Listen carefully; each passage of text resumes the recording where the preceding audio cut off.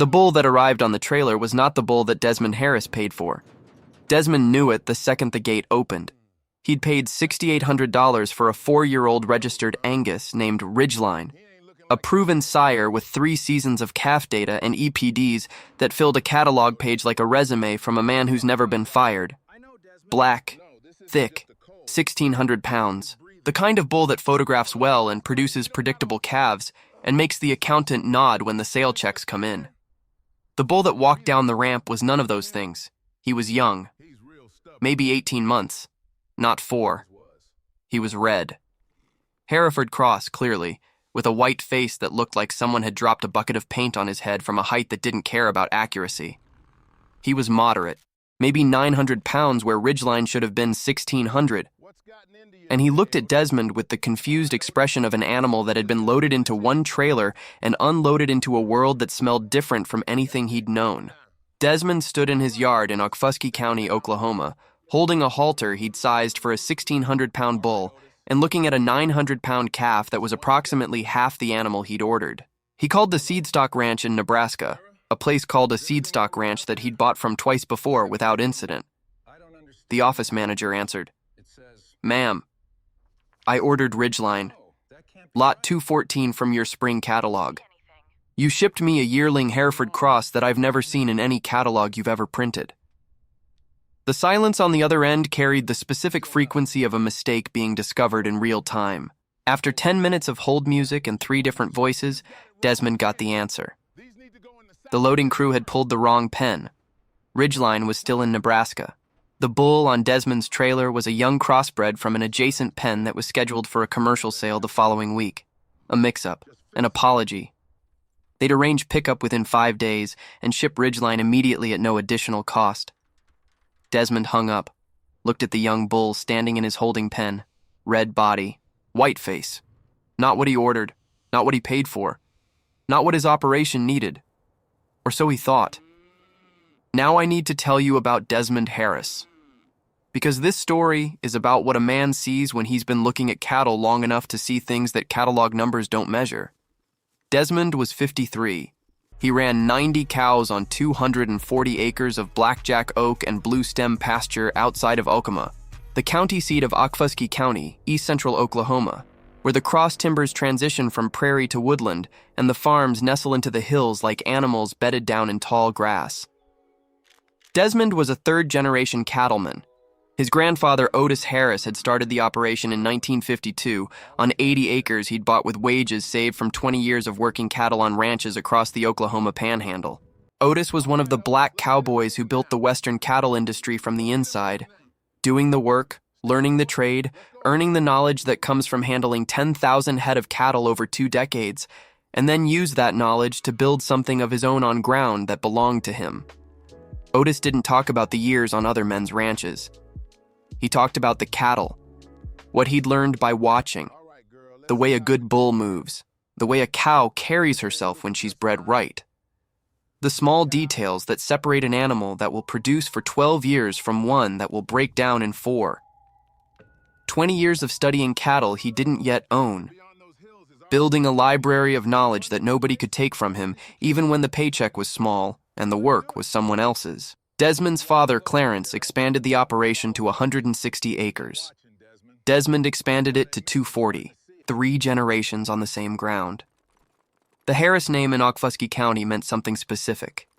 Quiet competence, cattle that worked, and a handshake that didn't need a contract behind it. Desmond was also one of the best horsemen in the county, not because anyone gave him a title, because the ranchers who needed help gathering cattle in rough country called Desmond before they called anyone else. He could read a herd the way a musician reads a room, knowing which animal would move first, which would resist, which needed pressure, and which needed space. He'd learned it from James. Clarence learned it from Otis. 3 generations of men watching cattle move and learning the language of movement that cattle speak when humans are quiet enough to listen. So when Desmond looked at the young bull in his holding pen, the wrong bull, the mistake, the 900-pound Hereford cross that was supposed to be somewhere else, he didn't just see what wasn't there. He saw what was. The bull's feet. Short. Tight. Perfectly balanced. The kind of feet that Otis would have pointed at and said, "That animal will walk this ground for 15 years and never take a lame step." The bull's movement. Desmond watched him walk across the pen, not being driven, just moving on his own. Straight tracking, no winging, no paddling. The fluid locomotion of an animal whose skeletal geometry was correct in a way that most cattle are not, because most cattle have been selected for growth and muscle, rather than the structural soundness that carries growth and muscle across rough ground without breaking down. And his eye. Desmond spent 10 minutes at the fence looking at the bull's eye. Not the color, the quality. The calm, steady, scanning gaze of an animal that is processing his environment without being threatened by it. Otis called it settled eye. An animal with settled eye is an animal that handles well, that thinks before it reacts, that passes temperament to its calves the way it passes color or frame. Desmond called the seedstock ranch back the next morning. "Don't pick him up." "Sir?" "The bull you shipped by mistake. Don't pick him up. I'll keep him." The office manager paused. "Mr. Cole, that bull isn't registered. He's a crossbred yearling with no data. He was headed to a commercial sale at $800. We can't sell him to you as a breeding bull. I'm not asking you to sell him to me as a breeding bull. I'm asking you to sell him to me as the $800 commercial animal he is. Take the $6,800 I paid for Ridgeline, apply $800 to this bull, and refund me the balance." The silence on the other end was the silence of a business processing a request that doesn't fit any standard procedure. They agreed.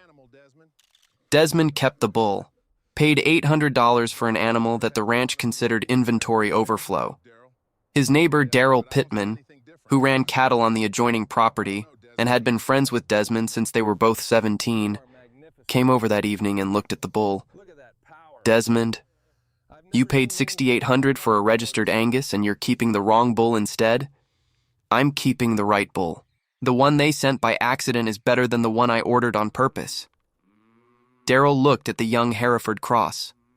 Moderate. Red. White-faced. Not the kind of animal that wins awards at cattlemen's meetings. "What do you see that I don't?" Desmond leaned on the fence, his feet, his movement, his eye. "Those three things tell me more about what his calves will be than any EPD on any catalog page. My grandfather taught me that. You can breed for numbers on paper, or you can breed for what the animal shows you when he walks across a pen. That bull walks like something Otis would have picked out of 1,000 head without being told why." Darrell looked at the bull again, trying to see what Desmond saw. Not quite getting there, because seeing what 3 generations of observation teaches requires 3 generations of observation. Desmond named the bull Otis, not for sentimentality, for accuracy, because the bull moved the way Otis's cattle moved and carried himself the way Otis's bulls carried themselves, and had the settled eye that Otis considered the single most important trait a sire could pass to his calves. He turned Otis out with 30 of his 90 cows in May. Young. 18 months was early for a bull's first season, but Desmond watched him carefully. The bull didn't overwork, didn't chase, didn't run himself thin the way young bulls sometimes do when testosterone meets opportunity without supervision. He bred methodically, cow by cow. The unhurried approach of an animal whose temperament matched his movement, calm, efficient, purposeful. Desmond watched from horseback most mornings. The old way, the Otis way, observing the bull from a distance that didn't interfere but didn't miss anything.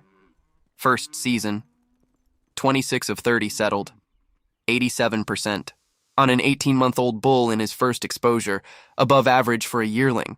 Well, above average for a crossbred with no data and no reputation. But the conception rate wasn't what made Desmond sit on his horse one morning in October and look at the fall calves and understand that the wrong bull had been the right bull all along. The calves made him understand. They were black baldies. The classic color pattern of a Hereford sire on Angus dams. Black body, white face. The combination that commercial cattlemen across the country pay premium for because the cross produces hybrid vigor. More growth, more milk, more survivability than either parent breed alone. But it wasn't the color. It was the uniformity. 26 calves. And every one of them looked like they'd been stamped from the same mold. Same moderate frame, same depth of body, same bone, same feet, short, tight, balanced. The Otis feed on 26 calves that would walk this Oklahoma ground for a decade without a hoof problem. Desmond had never seen this level of consistency from any bull he'd used in 28 years of ranching. Ridgeline. The bull he'd originally ordered had excellent EPDs, but EPDs predict averages. They don't guarantee uniformity. A bull with strong EPDs can produce 10 great calves and 5 mediocre ones, and the average still looks good on paper. Otis produced 26 calves that looked like one calf photocopied 26 times. The consistency was genetic, the hallmark of a bull whose genome is homozygous for the traits that matter. He wasn't just passing good genetics. He was passing the same good genetics to every calf, every time. Desmond called Dr. Pamela Oakes, the extension beef specialist at Langston University, the historically black university in Logan County that has operated a beef cattle research program for over 60 years. Pamela drove to Desmond's farm, evaluated the calves, and took measurements. Her assessment was direct. This bull is prepotent. He stamps his calves with his own phenotype regardless of the dam's genetics. That's rare. Most bulls produce variable offspring depending on the cow they're bred to. This bull produces uniform offspring across different cow types. That's not just good genetics. That's genetic dominance. And it's one of the most valuable traits a commercial bull can have. She looked at Desmond. Where did you find him? He found me. The wrong trailer. By accident. Pamela smiled. Sometimes the best genetics in the industry aren't in the catalog. They're in the pen next to the catalog bull. And nobody's looking at them because nobody put a number on them yet. At the fall sale, Desmond's calves topped the Okemah market for the first time in the operation's 70-year history. 26 black baldy calves averaging 598 pounds at $2.72 per pound. Top 5% of the sale. Buyers specifically requested the uniform group because uniformity means predictability, and predictability means the feedlot knows what it's getting. Total revenue from Otis's first calf crop, $42,354. From an $800 bull that the seedstock ranch in Nebraska considered a mistake. Daryl came over after the sale, stood at the fence watching Otis graze with the cows in the evening light of an Oklahoma October. Desmond, you topped the sale. I know, with the wrong bull's calves. Desmond looked at his friend. There's no such thing as the wrong bull, Daryl. There's the bull you planned for and the bull you got. Sometimes the bull you got is the one you needed all along. Daryl shook his head. The head shake of a man who's been watching his friend for 36 years and still can't predict what Desmond is going to see in an animal that Daryl walks right past. How do you do it? How do you look at a 900-pound yearling with no papers and see what takes the rest of us 3 years of calf data to figure out? Desmond was quiet for a while, looking at Otis, looking at the pasture, looking at the ground his grandfather bought with 20 years of wages from ranches that put his name on a payroll, but not on a deed. My grandfather worked cattle for 20 years before he owned a single one. 20 years of watching other men's bulls, other men's cows, other men's calves. He couldn't afford his own yet, but nobody could stop him from learning everything about them. By the time he bought his first cow in '52, he'd been studying cattle longer than most men in this county had been alive. He paused. That's what he gave my father, and what my father gave me. Not land, not money, not cattle. Eyes.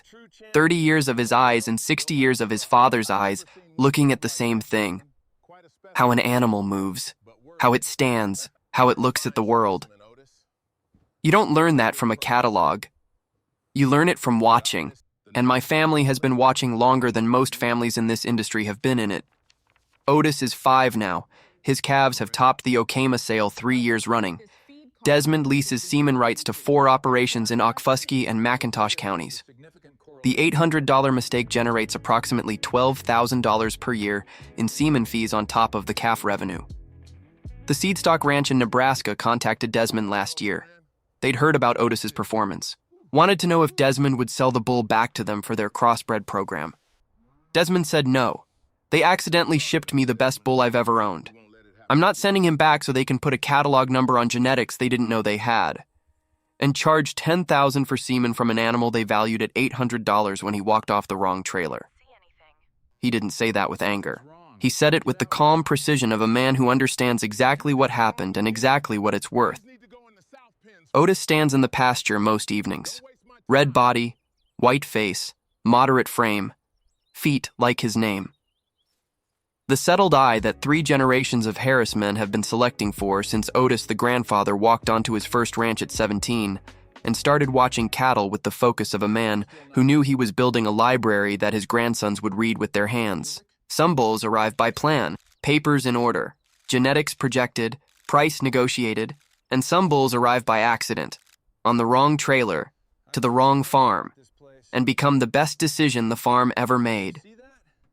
Not because the bull was special, because the man who received him had eyes that 3 generations had trained to see what catalogs don't print and computers don't calculate.